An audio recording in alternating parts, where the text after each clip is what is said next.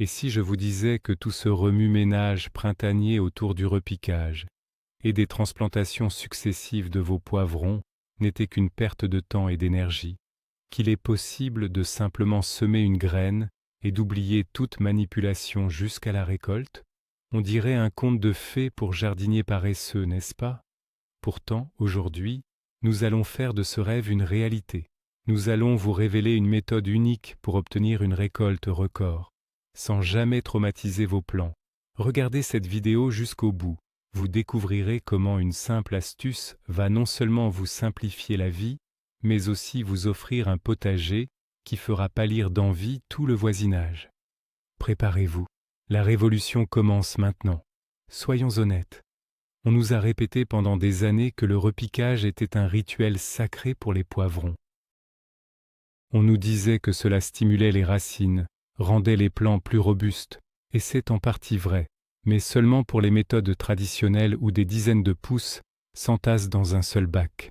Dans ces conditions, le repiquage est un mal nécessaire pour donner de l'espace à chacun. Mais à quel prix? Chaque manipulation est un stress colossal. Les racines fragiles se brisent, la croissance s'arrête pendant 1 ou 2 semaines, le temps que la plante reprenne ses esprits. Elle dépense alors une énergie précieuse à survivre plutôt qu'à développer ses feuilles et ses futurs fruits. De notre côté, nous avons choisi une autre voie. Pourquoi créer un problème pour ensuite essayer de le résoudre héroïquement?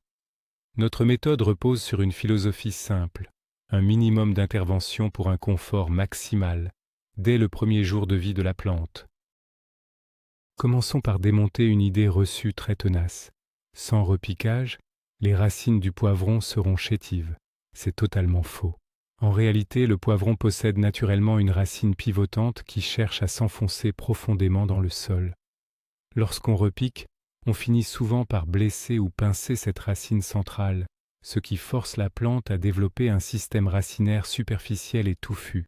Mais imaginez maintenant que l'on sème la graine directement dans un grand pot. Que se passe-t-il? La racine centrale descend tranquillement jusqu'au fond, en occupant tout le volume de terre. Elle va puiser l'eau et les nutriments dans les couches profondes, ce qui rend la plante bien plus vigoureuse et résistante à la sécheresse. Elle n'a pas besoin de lutter pour sa survie après le stress d'une transplantation. Dès le premier jour, elle s'épanouit dans son propre chez-soi, où tout est fait pour son confort. Résultat, on obtient un système racinaire naturel et parfaitement équilibré, ce qui est la garantie d'un plant robuste et d'une récolte abondante. Ce n'est pas un compromis, c'est une approche bien plus logique et respectueuse du cycle de la plante. Il suffit d'ailleurs de comparer les racines d'un plant repiqué et d'un plant qui ne l'a pas été. La différence saute aux yeux. L'élément essentiel de notre méthode, c'est avant tout le choix des semences. Toutes les variétés ne réagissent pas de la même manière à cette approche simplifiée.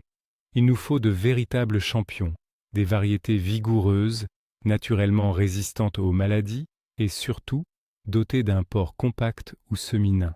Privilégiez les classiques qui ont fait leurs preuves ou les hybrides modernes réputés pour leur robustesse et leur tolérance au stress. Les poivrons précoces ou de mi-saison sont idéaux, car ils auront le temps de donner une belle récolte, même si l'été est court. Évitez les variétés exotiques trop capricieuses qui demandent une attention constante. Avant d'acheter, lisez attentivement la description sur l'emballage. Ce qu'il nous faut, ce ne sont pas des géants aux branches envahissantes, mais de solides athlètes, robustes et bien charpentés. Des variétés comme Bogatyr, Lastochka, Podarok Moldovi ou l'hybride Claudio F1 donnent d'excellents résultats. Leur force réside dans leur capacité à se développer sainement dès le départ, sans nécessité de taille complexe et sans s'épuiser au moindre courant d'air. Le temps est à la fois notre meilleur allié et notre plus grand défi. En jardinage, on n'a pas vraiment le droit à l'erreur sur le calendrier de semis. Si vous commencez trop tôt, vos plants risquent de s'étioler et de se retrouver à l'étroit, bien avant d'être installés au potager ou sur le balcon. À l'inverse, si vous vous y prenez trop tard, la récolte n'aura pas le temps d'arriver à maturité. Alors, comment trouver le juste milieu? La formule est simple. Identifiez la date moyenne à laquelle le risque de gelée tardive disparaît dans votre région. En général, c'est vers la fin mai ou le début du mois de juin. À partir de cette date, comptez environ 60 à 70 jours en arrière. Voilà votre créneau idéal pour semer. Par exemple, si vous prévoyez de planter le 1er juin, commencez vos semis fin mars. C'est le temps nécessaire pour obtenir des plants de poivrons vigoureux et trapus, prêts à fleurir, mais sans être déjà trop vieux. Prenez l'habitude de tenir un journal de bord pour affiner vos dates d'une année sur l'autre, et souvenez-vous, il vaut mieux un plant un peu plus jeune qu'un plant trop grand et affaibli. Les jeunes pousses s'adaptent toujours plus vite et plus facilement.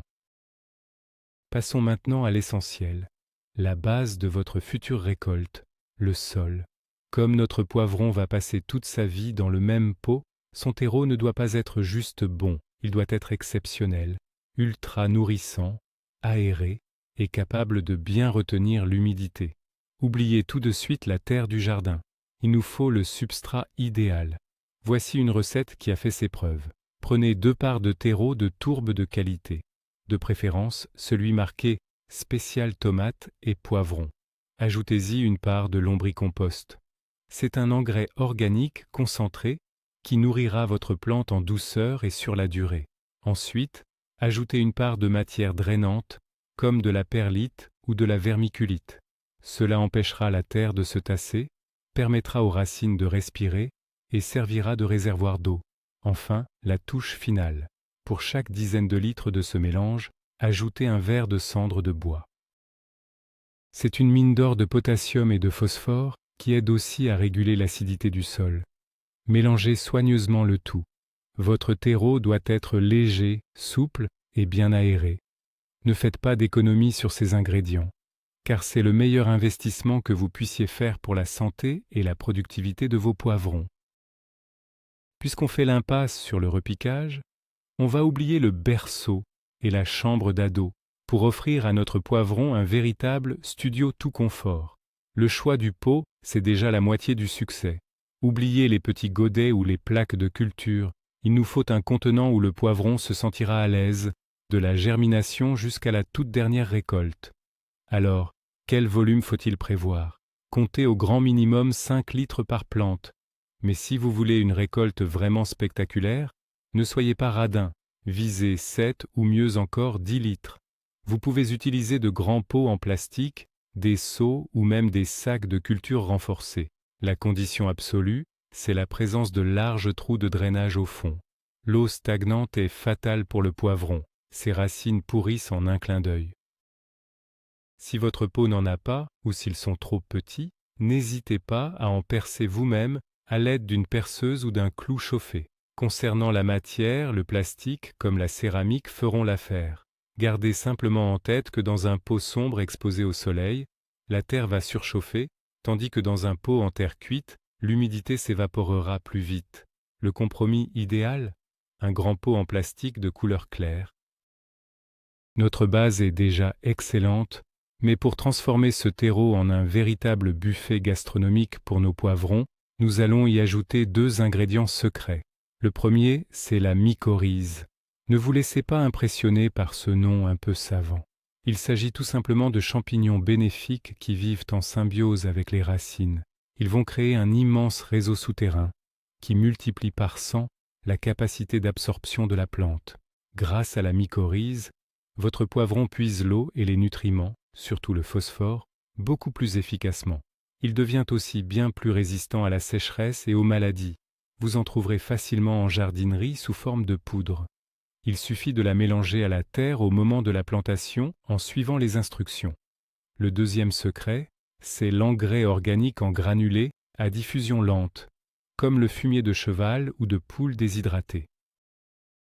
Placez-en une petite dose dans le tiers inférieur du pot.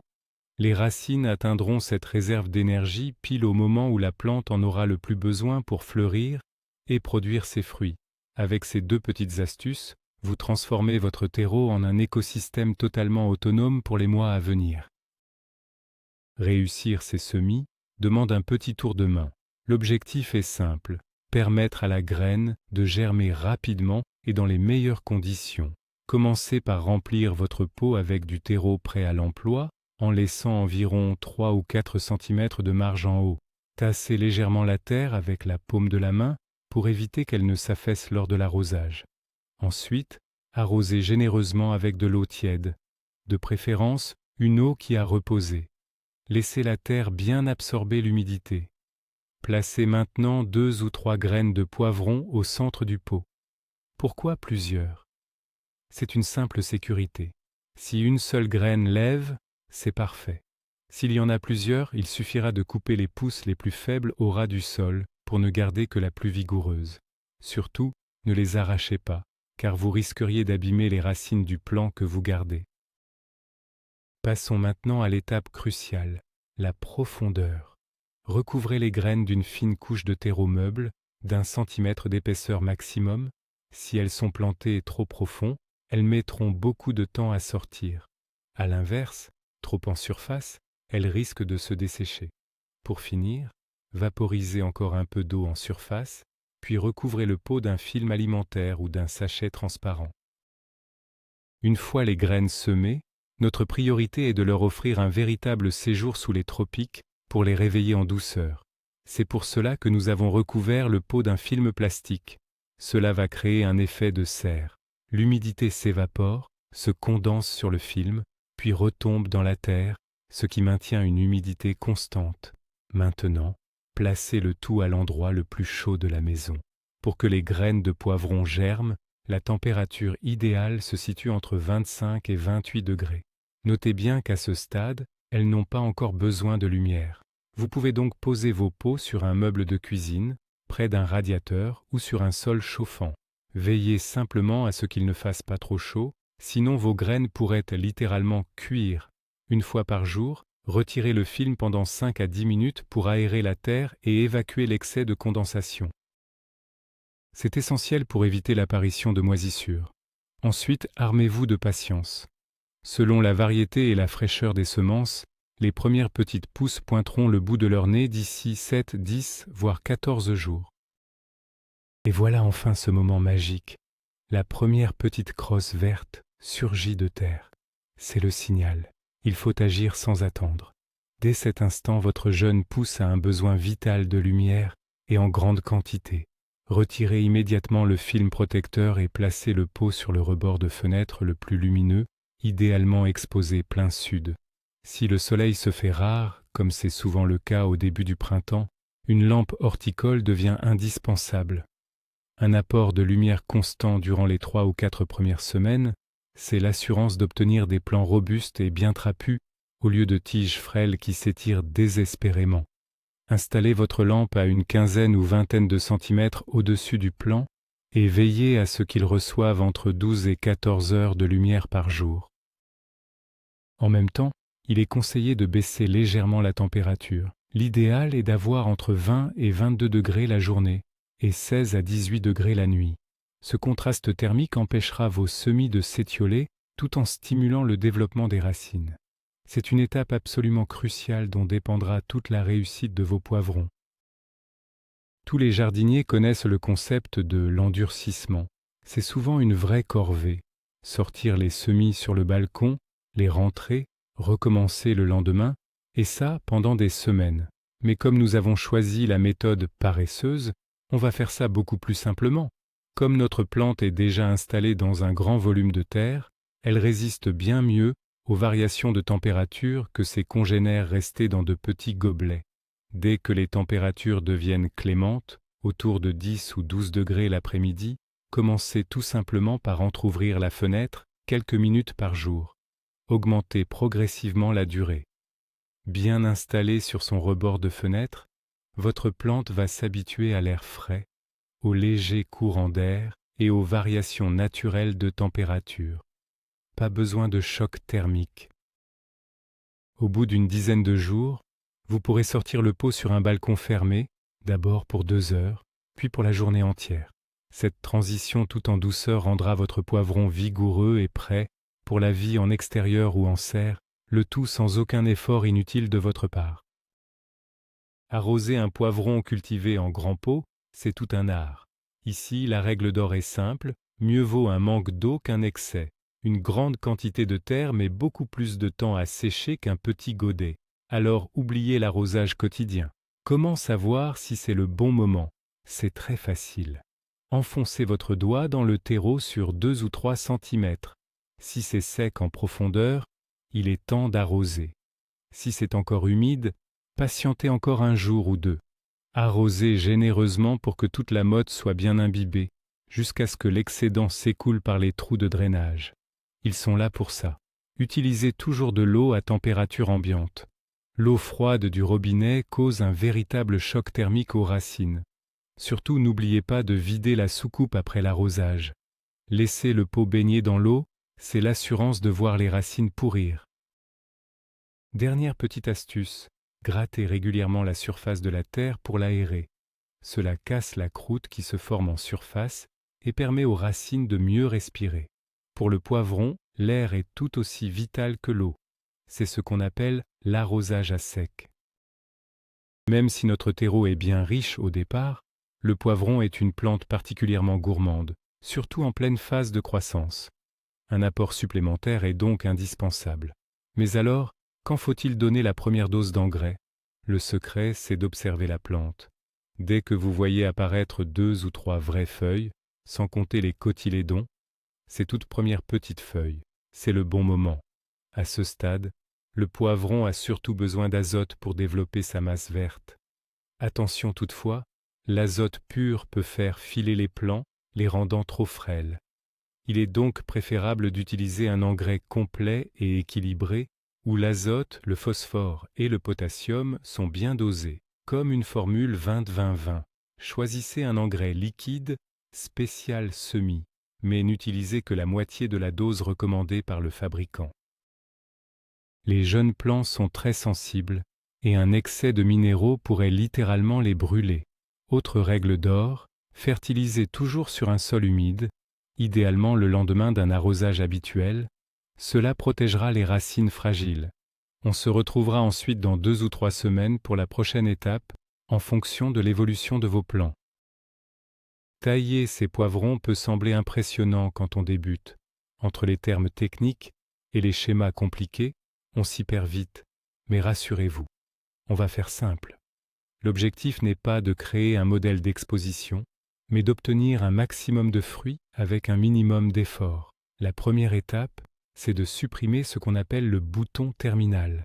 C'est la toute première fleur qui apparaît pile au milieu de la première fourche de la tige. Pourquoi faut-il l'enlever? Parce qu'elle consomme énormément d'énergie. Si vous la laissez, elle risque de freiner le développement de tout le reste du plant. Il suffit de la pincer délicatement entre vos doigts pour la retirer. Ensuite, occupez-vous de tout ce qui pousse en dessous de cette première fourche. Retirez toutes les feuilles et les pousses latérales sur le bas de la tige. On appelle ça des gourmands. Ils pompent la sève inutilement et empêchent l'air de circuler. Par contre, tout ce qui se trouve au-dessus de la fourche, on n'y touche pas. La plante va naturellement former 2 ou 3 branches solides qui porteront l'essentiel de votre récolte. Enfin, pensez à retirer de temps en temps les feuilles du bas si elles jaunissent. En dégageant ainsi le pied de la plante, vous assurez une bonne aération et vous forcez la sève à monter vers le haut, là où les fruits se développent. C'est une règle simple pour un potager généreux. Mieux vaut prévenir que guérir. Cet adage s'applique parfaitement à la culture des poivrons. Il est toujours plus simple d'éviter une maladie que de tenter de la soigner, au risque de perdre sa récolte. Comme vos plants poussent dès le départ dans un terreau sain et aéré, sans subir le stress du rempotage, leur immunité est déjà renforcée. Mais un petit coup de pouce reste indispensable. Toutes les 2 ou 3 semaines, pulvérisez vos plants avec des fongicides biologiques. Ce sont des solutions à base de bonnes bactéries ou de champignons bénéfiques comme le trichoderma. Ils sont totalement inoffensifs pour l'homme et les insectes auxiliaires, mais redoutables pour stopper le développement du mildiou, de l'oïdium ou de la pourriture. Il vous suffit de diluer le produit selon les instructions et de bien vaporiser le feuillage, sans oublier le revers des feuilles. Une autre astuce toute simple consiste à saupoudrer un peu de cendre de bois au pied de la tige et sur le sol juste après l'arrosage. La cendre crée un milieu alcalin que les champignons détestent, tout en offrant un excellent apport naturel en potassium. Ces gestes rapides ne vous prendront que quelques minutes, mais ils garantiront la santé de vos plantes tout au long de la saison. Même les plants de poivrons les plus vigoureux peuvent attirer des visiteurs indésirables. Pucerons, araignées rouges ou aleraudes peuvent causer de sérieux dégâts, surtout sous serre ou sur un balcon. Mais ne vous précipitez pas sur les produits chimiques agressifs. Après tout, nous cultivons ces légumes pour notre propre consommation. Il existe de nombreuses solutions naturelles, à la fois simples et efficaces. Contre les pucerons, rien ne vaut une bonne eau savonneuse. Diluez une cuillère à soupe de savon noir ou de savon de Marseille dans 1 litre d'eau, puis pulvérisez directement sur les zones touchées. Quant aux araignées rouges, elles détestent l'humidité. Des brumisations régulières à l'eau claire, surtout sous les feuilles, suffisent souvent à stopper leur progression. Vous pouvez aussi tester les infusions d'ail, de pelure d'oignon ou même de piment. Si l'invasion est déjà trop avancée, tournez-vous vers des insecticides biologiques.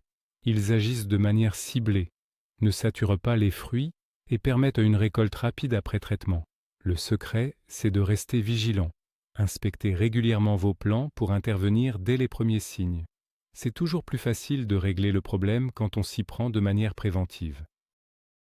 Dès que vos plants de poivrons commencent à prendre de la force et à porter leurs premiers fruits, un nouveau défi se présente. Sous le poids de la récolte, les tiges les plus fines risquent de céder. Perdre une branche chargée de 5 ou 6 beaux poivrons en pleine croissance serait vraiment dommage. Mieux vaut donc anticiper et prévoir un tuteurage. La méthode la plus simple consiste à utiliser des tiges de bambou ou des supports classiques pour plantes d'intérieur. Enfoncez délicatement le tuteur dans la terre près du pied, en veillant à ne pas abîmer les racines. Attachez ensuite la tige principale en formant une boucle lâche avec de la ficelle souple, du raffia ou des clips de jardinage. Au fur et à mesure que les fruits grossissent, n'hésitez pas à soutenir également les branches latérales les plus chargées. Attention toutefois à ne pas trop serrer vos attaches. La tige va continuer de s'épaissir et un lien trop tendu finirait par la blesser. Si vous cultivez plusieurs plants en ligne, par exemple dans une grande jardinière, vous pouvez aussi installer un petit palissage horizontal avec quelques rangs de fils de fer ou de ficelle pour y maintenir les branches. En plus d'éviter la casse, cela permet de mieux exposer la plante à la lumière et de favoriser la circulation de l'air, ce qui reste le meilleur moyen de prévenir les maladies. Voici l'étape la plus attendue, la floraison. Notre objectif n'est pas seulement d'avoir une multitude de fleurs, mais de faire en sorte que chacune d'entre elles se transforme en fruit. Alors, comment donner un petit coup de pouce à nos plants? Tout d'abord, dès l'apparition des premiers boutons, le poivron a besoin d'une nutrition renforcée, riche en phosphore et en potassium. À ce stade, il est préférable de réduire l'apport en azote pour éviter que la plante ne s'emballe en produisant trop de verdure au détriment des fruits. Le monophosphate de potassium ou les engrais spécifiques marqués floraison et fructification sont parfaits pour cela. Ensuite, voici une petite astuce pour stimuler la production, une pulvérisation foliaire à base d'acide borique. Dosez 1 à 2 grammes pour 10 litres d'eau. Cela améliore considérablement la floraison et la formation des fruits. Le bore joue en effet un rôle clé dans la qualité du pollen et aide la plante à mieux assimiler les autres nutriments. Pour ne pas brûler le feuillage, effectuez ce traitement de préférence le soir ou par temps couvert. Ces gestes simples permettront à vos poivrons de libérer tout leur potentiel pour vous offrir une récolte exceptionnelle. Vos piments sont en fleurs, mais vont-ils vraiment se transformer en fruits? Si vos plants sont en plein air, la nature s'en occupe grâce au vent et aux insectes. En revanche, sur un balcon fermé ou dans une serre sans courant d'air, ils auront sans doute besoin d'un petit coup de pouce de votre part. Le piment est une plante auto-fertile, mais pour que le pollen passe des étamines au pistil, une légère vibration est nécessaire. La méthode la plus simple consiste donc à secouer délicatement les branches fleuries de temps en temps, de préférence par temps ensoleillé. Faites-le avec douceur pour ne pas abîmer les fleurs. Une autre technique très efficace est d'utiliser un petit pinceau souple pour chatouiller l'intérieur de chaque fleur. En déplaçant ainsi le pollen, vous garantissez quasiment à coup sûr la formation des futurs piments. Enfin, gardez un œil sur l'humidité ambiante. Un air trop chaud et sec peut rendre le pollen stérile, tandis qu'un air trop humide risque de l'agglutiner. Pensez à aérer régulièrement et à brumiser légèrement de l'eau autour de vos plants pour créer le microclimat idéal pour une belle récolte. C'est enfin le moment tant attendu, la récolte. Mais attention, car même ici, il y a un savoir-faire à respecter. Comment bien cueillir vos poivrons pour encourager la plante à donner le meilleur d'elle-même? Tout d'abord, ne tirez jamais sur les fruits et ne les tournez pas pour les détacher. Vous risqueriez d'abîmer les branches, qui sont très fragiles. Utilisez plutôt un sécateur bien affûté ou des ciseaux pour couper net au niveau du pédoncule. Autre conseil important, n'attendez pas que tous vos poivrons soient totalement mûrs sur le pied. Récoltez régulièrement ceux qui ont atteint leur maturité technique. C'est le stade où le fruit a atteint sa taille finale, mais n'a pas encore changé de couleur pour devenir rouge, jaune ou orange. Ces poivrons finiront de mûrir tranquillement chez vous, par exemple sur le rebord d'une fenêtre. Pour la plante, chaque fruit cueilli est un message clair. La place est libre. Il est temps d'en produire de nouveaux. Cette récolte régulière permet de prolonger la saison et d'augmenter nettement votre rendement global. Bien sûr, vous pouvez laisser quelques-uns des plus beaux spécimens sur le plan jusqu'à leur pleine maturité. Vous profiterez ainsi de toutes leurs saveurs, de leurs arômes, et vous pourrez même récupérer vos propres graines pour l'année prochaine. La saison touche à sa fin, et vous venez de récolter vos derniers piments. Ne vous précipitez pas pour autant à les arracher. Prenez plutôt un instant pour faire le bilan. Qu'est-ce qui a bien fonctionné et que pourriez-vous améliorer l'année prochaine? Analysez vos résultats. Quel a été le rendement par plante? Avez-vous remarqué des signes de maladie ou des carences particulières? Peut-être aurait-il fallu un pot plus grand ou un terreau différent. Notez précieusement toutes vos observations, car cette expérience n'a pas de prix. Vous remarquerez peut-être qu'une variété s'est mieux adaptée que les autres à votre environnement, ou qu'un apport en bord aurait été bénéfique un peu plus tôt. Si vous cultivez vos piments sur un balcon, sachez qu'un plant vigoureux et en bonne santé peut tout à fait passer l'hiver. Pour cela, il suffit de le tailler sévèrement en ne laissant que des tiges d'une quinzaine de centimètres. Placez-le ensuite dans un endroit frais et lumineux, en réduisant l'arrosage au strict minimum. Au printemps, il se réveillera et vous offrira une récolte bien plus précoce qu'un plant issu d'un semis. Notre méthode simplifiée n'est pas une règle absolue, mais un processus créatif. À vous de l'adapter et de la perfectionner chaque année pour obtenir des résultats toujours plus impressionnants. Alors, résumons un peu tout ça. Ensemble, nous avons fait tout le chemin, de la petite graine jusqu'à cette magnifique récolte de poivrons, et tout ça sans le moindre rempotage. On a dit adieu à l'étape délicate du repiquage en choisissant dès le départ des contenants spacieux et un terreau riche. On a offert à nos plants une vie paisible dans la même maison, ce qui leur a évité tout stress inutile. Résultat, ils ont pu concentrer toute leur énergie sur la production de fruits. L'essentiel à retenir, c'est que le jardinage ne doit pas être une corvée, mais un vrai plaisir. Cette méthode vous fait gagner des semaines de travail et des heures d'entretien souvent fastidieuses. Et le résultat est là sous vos yeux, des plants vigoureux en pleine santé et chargés de poivrons. Merci d'avoir suivi cette vidéo jusqu'à la fin. Si cette approche à la fois paresseuse et maligne vous a plu, n'oubliez pas de laisser un petit pouce bleu et de vous abonner pour découvrir mes prochaines astuces de jardinage. Et maintenant, j'ai une question pour vous. Avez-vous déjà tenté de cultiver sans passer par l'étape du repiquage? Racontez-moi vos expériences, vos réussites ou même vos petits échecs dans les commentaires, j'ai hâte de vous lire.